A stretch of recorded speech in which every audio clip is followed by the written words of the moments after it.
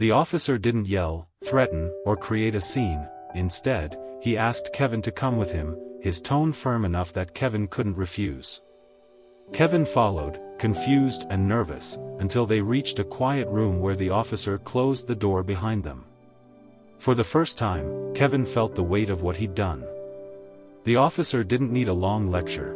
He simply put Kevin in the same uncomfortable position his daughter had been in, letting him feel that sense of vulnerability and fear. Suddenly, the harmless act didn't seem harmless at all. Kevin's confidence crumbled as he realized how easily he had crossed someone's boundaries. He felt exposed, embarrassed, and deeply ashamed. The officer watched him silently, giving him the space to confront his own actions.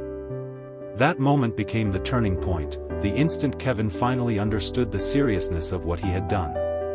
It was the lesson he never saw coming. It all started on an ordinary day, the kind where no one expects anything unusual to happen. Kevin was riding the bus, bored and distracted, when a girl sat down nearby. She was completely unaware of him, just minding her own business, scrolling through her phone. But Kevin, driven by curiosity and a moment of careless impulse, quietly lifted his phone and snapped a picture of her without permission. At first, he thought it was harmless, just a silly, secret act no one would ever know about. What he didn't realize was that someone else on that bus had been watching him closely. The girl's father, a police officer, happened to be nearby, and the instant he noticed what Kevin had done, he didn't stay silent. He confronted Kevin with a calm but unmistakable authority, setting in motion a chain of events that Kevin would never forget. And that's when everything began to change. When the evening finally began to wind down, Kevin could almost feel his legs trembling. He expected the officer to pull his parents aside, to tell them everything, to end the night with disappointment and anger, but instead, something unexpected happened. The officer gently placed a hand on Kevin's shoulder and spoke quietly, just loud enough for him to hear.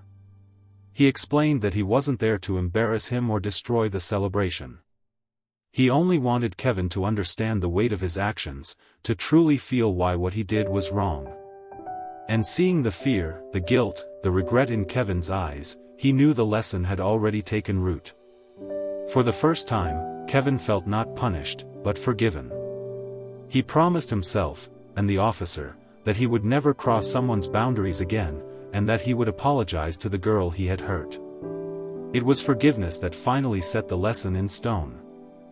As everyone gathered around the table to give the birthday gift, the room filled with excitement, except for Kevin, who sat stiffly, barely breathing. His family began sharing stories about honesty, about how they never kept secrets from one another, and how trust was the most important thing in their home. Each word felt like it was aimed straight at him. Even the officer, seated calmly at the table, added a gentle comment about how secrets always have a way of coming out. Kevin could feel his throat tighten. He kept imagining the officer standing up and revealing everything right there, in front of his mother, his brother, and everyone they cared about. The pressure was suffocating. And despite smiling faces all around him, Kevin felt miles away, trapped in the fear that the truth could break loose at any second. It was the kind of moment that forces a person to confront themselves. Just when Kevin thought he could quietly survive the evening, the doorbell rang. His heart dropped the moment he heard the familiar voice at the entrance.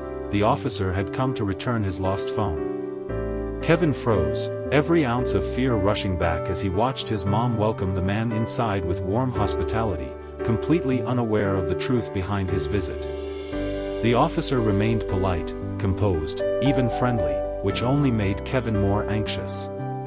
He kept wondering if the officer would confront him in front of everyone, expose what he had done, and shatter the happy atmosphere of the birthday celebration. Every second felt longer than the last as he tried to avoid eye contact, hoping the moment would pass without disaster. But the officer's calm presence made it clear that the situation wasn't over yet, not for Kevin, and certainly not for his conscience. And that tension wrapped itself around him like a tightening knot. By the time Kevin made it back home, the atmosphere inside was completely different from what he felt inside himself.